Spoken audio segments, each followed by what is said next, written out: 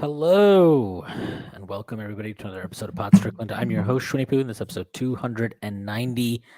I'm joined, as always, on this beautiful Thursday evening by my co-host, Prez, that is at underscore Presidente on Twitter. Prez, how are you doing? I'm doing all right. The Yanks are up 5-3. It's a nice day. No complaints. How's my boy, did my boy Rizzo do anything today? Yeah, he is cooking. He is 2 for 2. Nice. Let me know when I should trade high on him, because I feel like he's been cooking a lot this year. Um, It depends if you got some marks in your league, you may want to start getting those offers out now. All right, nobody's here to listen to fantasy baseball talk. But before we get started, I do have to make a few announcements. The first being that the Strickland has an Instagram. Check that out. That is at the Strick.land on Instagram. We are putting up all kinds of new content on there. The Strickland also has a YouTube channel where you may be watching this podcast. If you are, please hit like. And if you haven't already, hit subscribe to help us out. Get to 1,000 subscribers on the channel. Strickland also has new merchandise. I'm not wearing any of it today, but if you've been watching the pods, you will know we have t-shirts, we have sweatshirts, we've got hats, we've got everything your heart could possibly desire. Check it all out. We've got Quickland merchandise, we've got Jalen Brunson merchandise. It's all on there. Uh, and then finally, the Strickland has a Patreon, which you can subscribe to. There are a number of different tiers. There's a $6 tier that gets you access to Pod Strickland, this podcast that I host every Friday with Prez. You also get access to the Strickland mailbag that comes out every other week, hosted by Andrew Steele, aka Doug, aka the Doug Bag, alongside Dallas Amico. You also get access to the Strickland Discord, where the conversation never stops. There are further tiers. There is a $9 tier that gets you access to Strickland Roll, my solo pod where I rant and rave about the Knicks even more. You also get access to wonderful premium articles by Matthew Miranda, one of the best in the business. He wrote an excellent piece on RJ Barrett this week. So if you were subscribed to that tier, you would be able to appreciate his wizardry with the words. There are further tiers. There's a $15 tier, $30 tier, $50 tier, and $100 tier. Those come with a variety of additional benefits like listening on our pod recordings, merchandise discounts, and even potentially co-hosting a podcast alongside yours truly one day. Whether you choose to subscribe or not, none of this would be possible without you. So without further ado, let's get started. The Knicks lost 107-90 in game 2 on Tuesday night. It was a pretty ugly game, definitely an ugly offensive performance. I know there were a lot of there was a lot of like very, oh my god, doom and gloom stuff, and I get some of it, like the stuff that's actually couched in, I'll put it this way. I saw a lot of people talking about, like, they got punked. They didn't cut, like, the Cavs brought more energy and desperation and blah blah blah. I think most of that's just garbage. I think the Knicks executed poorly. I think I thought their game plan sucked against what Cleveland was doing, and then they didn't adjust to it well, and it kind of devolved from there. I did not think Tibbs coached. I thought Tibbs coached a flat out bad game. And I'm not actually that. I'm not going to say I'm not concerned about it, but I'm not that pissed off about it because I just kind of think that happens sometimes. And I I would like to believe, and I think the evidence on the season would lead me to believe that sometimes you just can't get guys to execute the thing that they need to execute, and in the middle of a playoff game, that can happen. Um, they got punched in the mouth with what the Cavs came out with. Defensively, a lot of traps, a lot more aggressive scheme, and they just didn't adapt well. And I thought he went away from some stuff too fast. I didn't like his rotations at all in this game. I thought they were pretty fucking awful, actually. And what I will say is, I thought in the second half, it seemed like to me, I wouldn't say he waved the white flag, but I do think that he was trying some different things out with lineups that he probably feels like he could use moving forward and will need to use moving forward. So I thought that was a good thing, but overall the game was bad and the Knicks played poorly and blah blah blah. I do want to just say before we start for real here, I guess we can just start with RJ Barrett. Uh, I just don't really understand what people are so upset about right now. And I don't say that in the sense of like, I don't get why people are upset with RJ Barrett's play this year.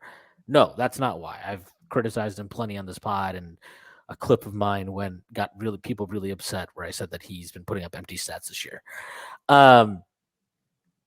What I just don't understand about it is like, he's been this guy all year. And so to me, I'm not really upset that he's continuing to play the same way he's played all year, especially offensively. Defensively, he's picked that up a little bit. We'll talk about that because I know you clipped some stuff there. But like,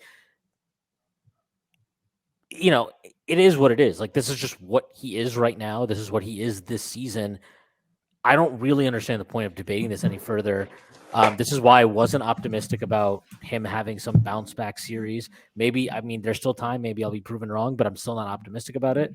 The fact that he doesn't have a mid-range game, the fact that he doesn't have a pull-up shooting game at all, the fact that his floater is, like it ain't floating. This is not a good matchup. I don't care how small Darius Garland is. At the end of the day, if RJ can't score unless he's 10, it's a bad match. It's a bad matchup for RJ scoring.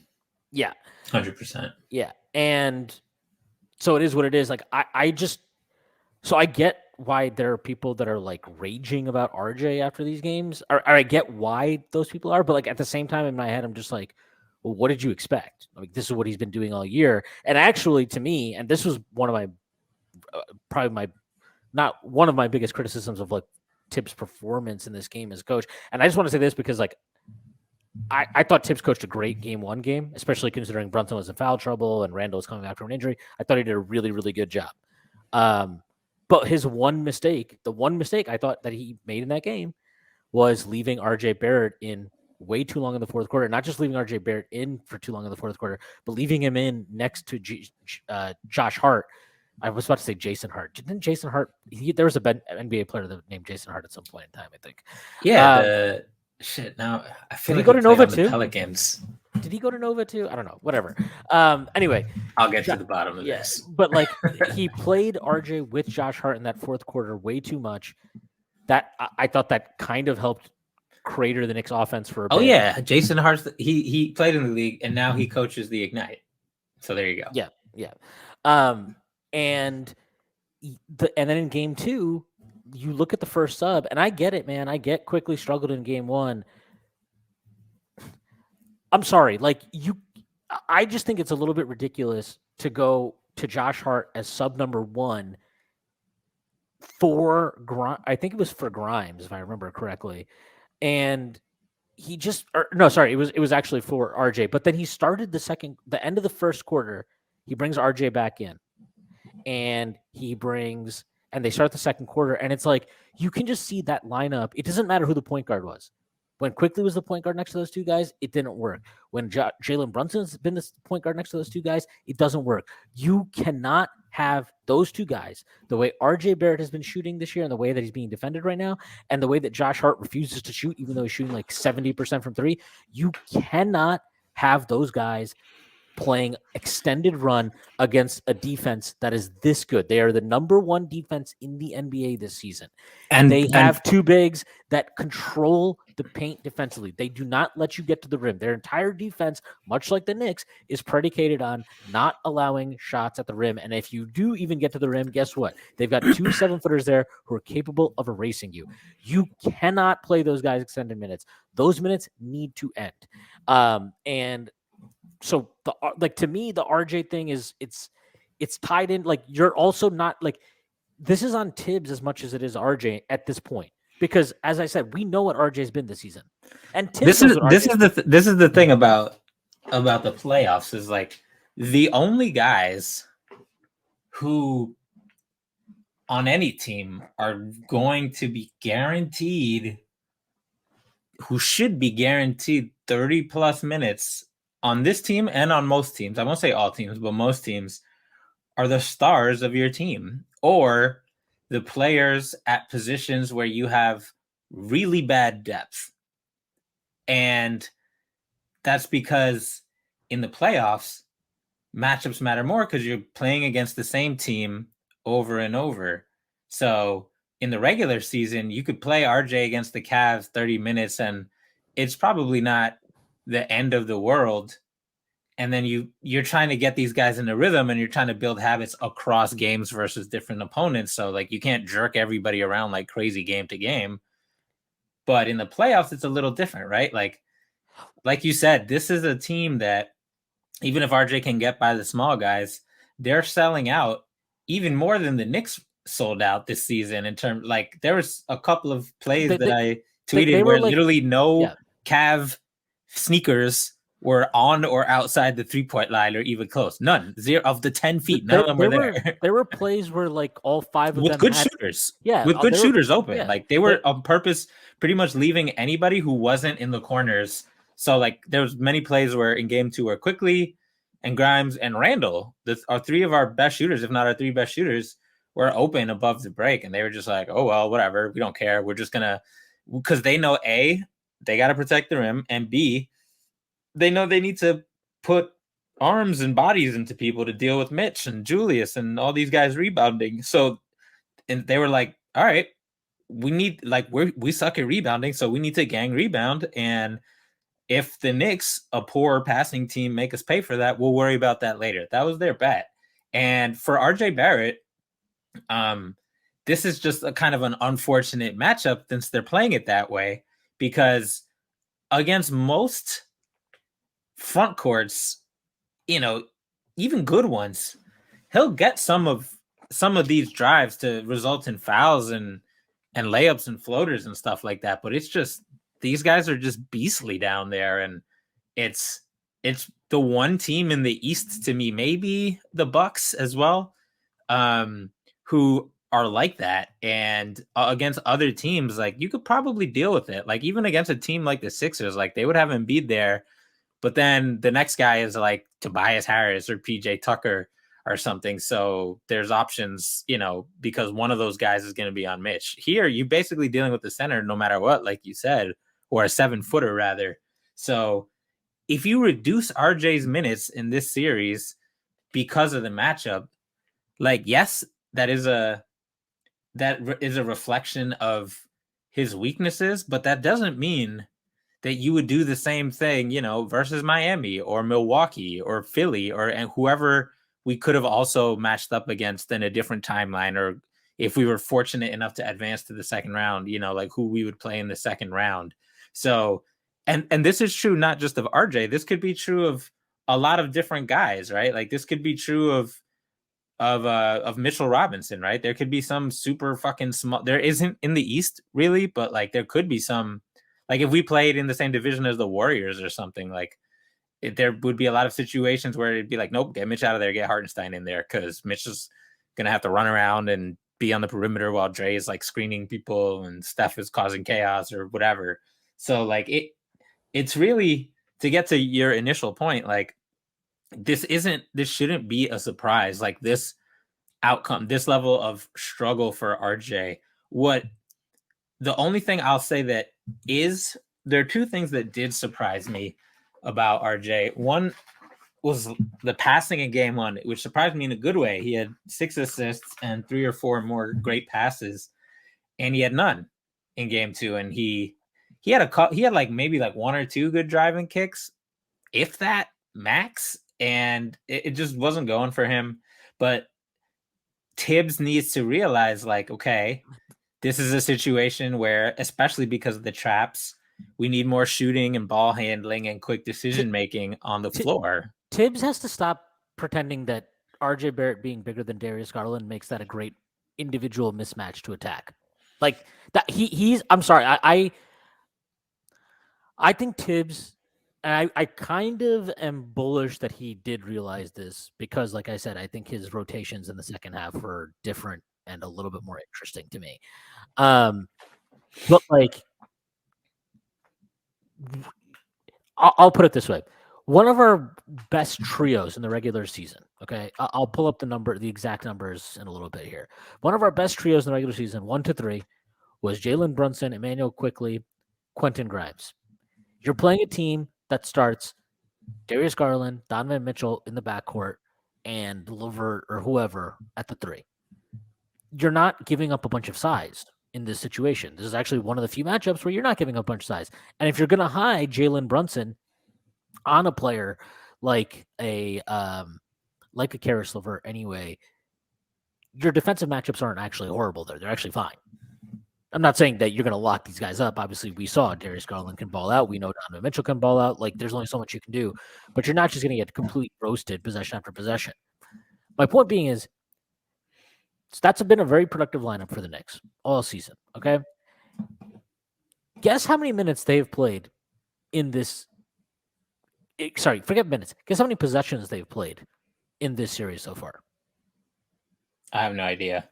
0. They played 0 possessions with those three on the floor together in this series. You cannot go away from, like, if you want to go away from things that have worked for you in the regular season for a specific opponent, that's fine. I get you're feeling things out in the first 2 games. I'm cool with that. And I understand that Quickly and Grimes struggled a bit in the first 2 games. My issue with this is twofold. One, yes, they struggled in the games. I think they have earned the benefit of the doubt to figure things out based on their performance over the regular season. And if you want to tell me, well, it's the playoffs, you got to have a quick, tight leash, blah, blah, blah, whatever. Okay, well, then why are you giving RJ Barrett such an extended leash and not these guys when those 2 guys have really helped push your baseline forward in ways that RJ hasn't? We've talked about this. I'm not turning this into RJ Barrett shit on RJ Barrett hour, but we've talked about this a lot, right? RJ's just struggled a lot this year. It is what it is.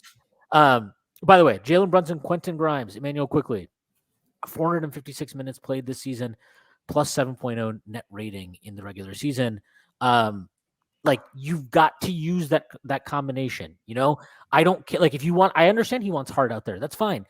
The minutes have to be cut from other places, and they've got to come in different forms because you cannot have this RJ Barrett, Josh Hart thing out there. It's just not right. Hart should play, right? Like, he makes us play faster, but you just can't play when they're selling out. Like, you have to see what your opponent is doing and counter that in the playoffs. You're not a number 1 seed juggernaut who can just impose your will no matter what on offense. That's the thing. Like, I know Tibbs very much does not believe in, like, he's like, play our game, make them adjust. And I also subscribe to that for the most part. But, like, at the core of that is offensive rebound, Randall and Brunson, and then dynamic role players, right? Like what you're suggesting, which is splitting up RJ and Hart and reducing RJ minutes. It's not benching RJ, right? Like, it's just reducing RJ's minutes. That you're still hewing to your core tenets and your core game style. You're just adapting it to what is actually a pretty extreme adaptation on Cleveland's part. Like, when I was looking at the plays again this morning, I was actually stunned. Like, I didn't quite realize how hardcore, like we talked about in game 1, everybody talked about it, like just how egregious the Knicks were. Like, oh, whoever's your 5th guy, I don't give a fuck about them, right? Like, back turned, like total abdication. That, like, there was very much an opening for that 5th guy to just hit 5 threes and make life really shitty for us. And the Cavs took a similar risk in game 2, and it paid off big time. Like, it's one thing to help off of Josh Hart and RJ Barrett when they're both in the game. Like, those guys aren't snipers. Hart is fine, but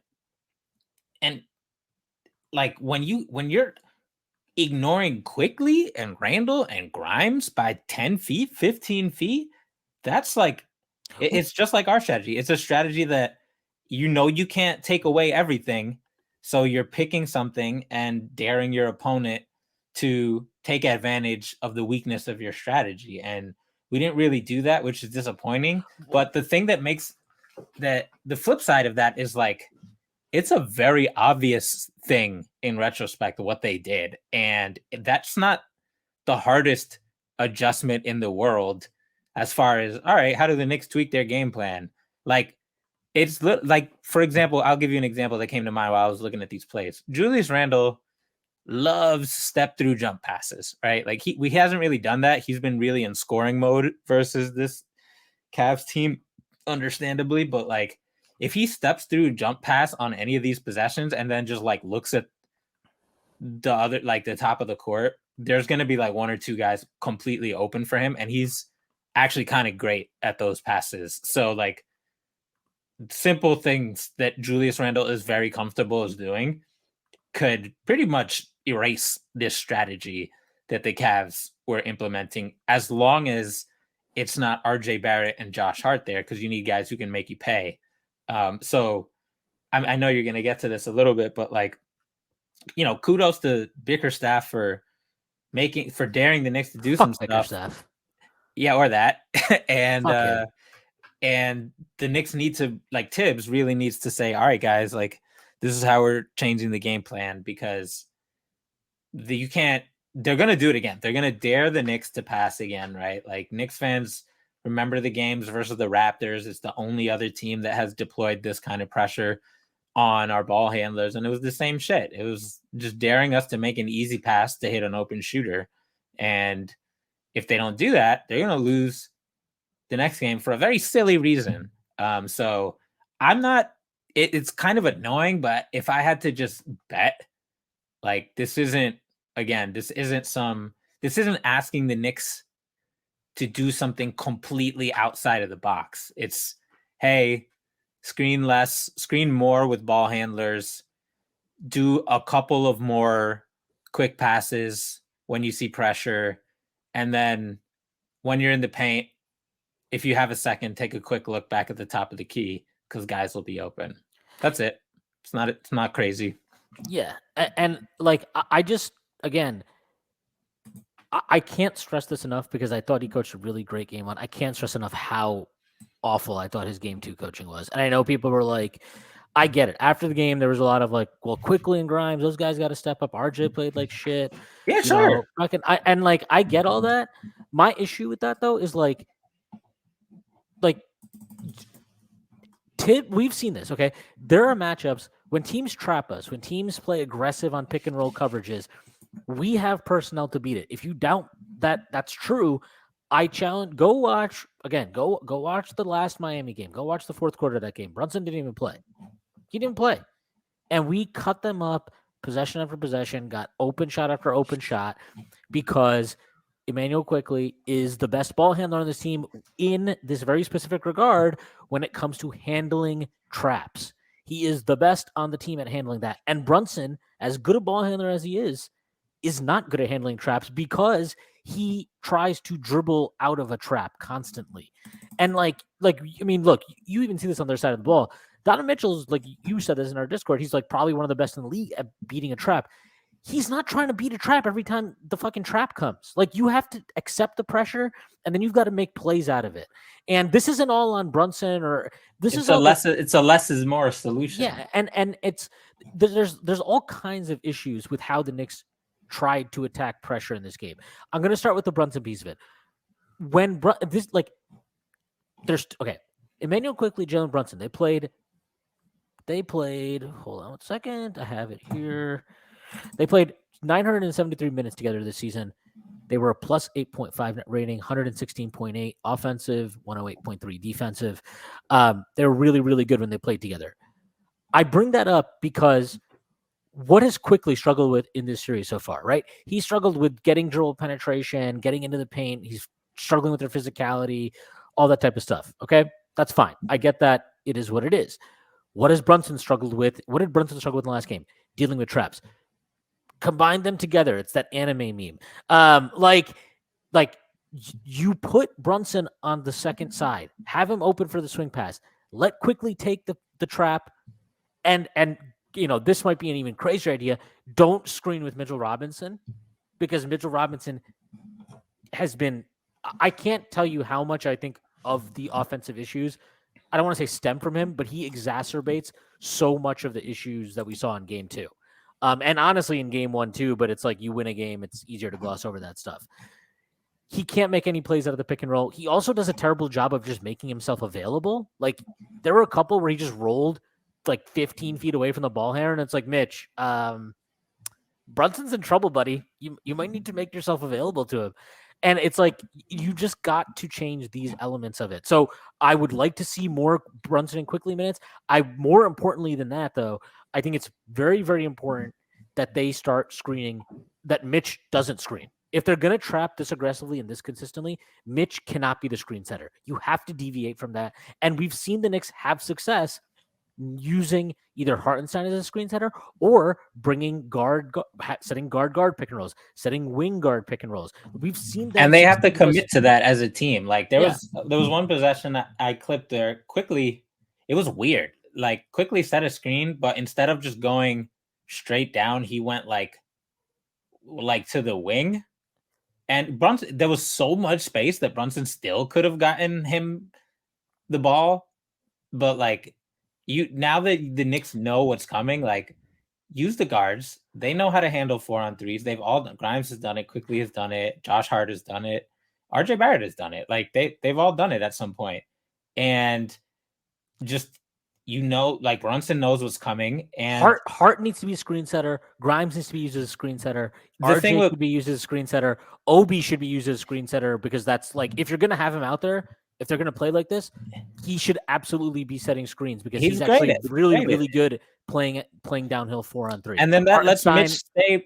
When Mitch is in, that lets him stay in his sweet spot. Right, 4-on-3 with Mitch right there that's good. That's going to be a lob a lot of the time, right? Like so, like and if he can catch the ball, he might even dunk it. Yeah, well, that's the thing. Like it's a lot easier to like catch the ball when there's not fucking all the calves there. Now, like I'm not saying he didn't have fucking butterfingers because he did, but like a lot of those it was really like, again, they were egregiously packing the paint, like more than the Knicks did at any point this season, which is really saying something. And to go back to Brunson real quick, like it was a bit of a perfect storm for him. He's not great at handling those traps when they're that aggressive, and it's not like trap. Okay, back away. Like they were like, no, we're gonna make you dribble to the half court line, dude. Like we're gonna keep doing this trap until you give it up, even if we're 4-on-3. And it's going to be two huge guys. Like Karras was like the smallest guy trapping. And then it was made worse because, he had a lot of shots that just didn't go in. Like, in and out. Exactly. So like, I know he was trying to get going and, he knows that he can cook these motherfuckers one-on-one. And so for him, it's like, I'm going to reset and cook these dudes. But it's like, that's kind of playing into their hands. You have to trust that your chance to cook these dudes will come in two plays. By handling the trap quicker, then you'll make them less likely to trap you the next time down. And again, I think this is the sort of thing that it's not rocket science. I think Brunson's going to be like, yeah, duh. And Tibbs is going to be like, yeah, duh. So I'm pretty confident that they'll adjust to that much better because like, for all his like Brunson definitely gets into his like gotta get my shot zone, but like this he's not the kind of player who doesn't trust his teammates. So I think that adjustment is definitely going to come, but it was exacerbated. Like it's funny, like this is how thin the margins can be on the playoffs. Is like those in and out shots go down. You're not down as much. You have a little bit less pressure to carry the offense for your team. You're more willing to pass. Like these little domino effects from quarter to quarter can really cause you to deviate from your game plan. And that's the shit that can lose you a game and can turn like a 5-10 point game into a 15-20 point game. So I think that adjustment's going to come. It's just so fucking blindingly obvious that I'm the one I'm more worried about is the roster shit. I think the X's and O's shit, that's gonna happen for sure. I'm worried about both. I'm actually a little bit less worried about the roster shit just because I feel like I think you think RJ's gonna get less than 30 minutes in Game 3. I think so. I hope so because do they have bets like that? I'm not a gambler. Can you take bets like that? I'm sure you could find one somewhere on the internet. Yeah, I just. Like, I know this sounds crazy because Quickly hasn't played well offensively and Grimes hasn't played well offensively and whatever, but like, I'm just going to say, I thought the way Quickly got used in that game was ridiculous in the first half. Like, he had a terrible turnover on Darius Garland. It was an awful turnover. He looked terrible, whatever. I get it. The next time he handled the ball, and basically from that point on, Tibbs took the ball out of his hands. It was like if you watch the game back, it's like Josh Hart brings the ball up every time down, and then they ran a shit ton of their offense through RJ Barrett, which I didn't even understand because Randall was on the floor. So I'm like, if you're gonna like do this, like, can you just run it through Randall instead? Like, I don't get it. You're running like top of the key, stagnant pistol pick and roll actions for RJ. Like, it's just again, like this is where I get why people are upset at RJ, but I'm like, well, this is what he is this year. So if Tibbs is putting him in this position, that's on Tibbs. Like, I'm sorry, that's like not to me. Like, yeah, we can criticize RJ for that, but it's not like RJ was hijacking the offense. You know what I mean? Like that was what they were. This is just how our offense is. Right, Except for there's two big ass dudes in the other hoop. That's what Tibbs wanted them to do. You could visibly see that once quickly had a turnover, he lost total faith in him, and that was it. But like he got one possession right, the first possession of the second quarter, if I remember correctly. He runs a pick and roll with Julius. Julius gets a wide open three, he just doesn't make it. And he ran two more pick and rolls with Julius in the second half, both were for threes. I think Julius cashed one, and then he rimmed out a second one. But like, the point being is, I get that Quickly struggled based on how he's responded to struggles in his career, and especially this season, from what we saw earlier in the season to how he finished it. Like, I think you need to let him go through that, and I'll tell you why. Because they're not going to win this series unless Quickly plays well. Unless he gets it together, they have no shot of winning the series. Like, more than Grimes, more than Barrett, they need Quickly to get his shit together and play well. And the only way that's going to happen is if Tibbs lets him handle it. Like, just deal with it, dude. You were down, like, they were down 20. It's like, just, and he did that. And to Tibbs' credit, in the second half, he put him in, I think, with like 6:30 left in the third quarter, and he just played the rest of the game. And I actually thought it was good for him. It's not like he was chucking a shit ton of shots, but like, he definitely looked to get his shot more often. He actually tried to handle the ball, which was good to see. It wasn't like some amazing stuff, and he scored a bunch in garbage time, but like, I think it was good for him to just like play that out, and it was good for him to play with Brunson. It was good for like these were good things, and I think Tibbs. I feel like Tibbs probably realized, okay, I need to get this guy going if we're going to win the series. I think that's important. And then I think as a team, all of them. This is on all of them. They've got like, I don't care. And Grimes, first of all, when he does get the ball, if he's open, shoot the fucking ball. I'm sick. Like, I don't want to see one more pump fake from the corner, drive based on he threw up like Josh Hart's head. Like, what are you doing? Just shoot the fucking three, dude. But they also have to look for him. They have to get him more involved. And this is where, like, like we talked about, you can use Grimes as a screener, and not just as a screener, right? Have him set a fucking ghost screen. Have Quickly go set a ghost, like go run ghost screens off these guys. Like, just do the basic counter to traps is just slips, ghost screens, whatever. Like, I saw Memphis ran a bunch yesterday for Jaren Jackson Jr. It's an automatic for most teams. Like, if you're getting trapped, unless you have like, Donnie Mitchell or like Kyrie Irving or some shit, it's just go screen and then let the ball go quick, just because a 4-on-3 for any NBA team that's like not the fucking, I don't even know who the worst offense is in the NBA. I was going to say the Pistons, but I'm not sure. Whoever it is. Them or the Rockets, probably. Oh, yeah, you're right. It's probably the Rockets. Any NBA team that's not the Rockets with a 4-on-3, it's probably easy money. So, I think it's not complicated.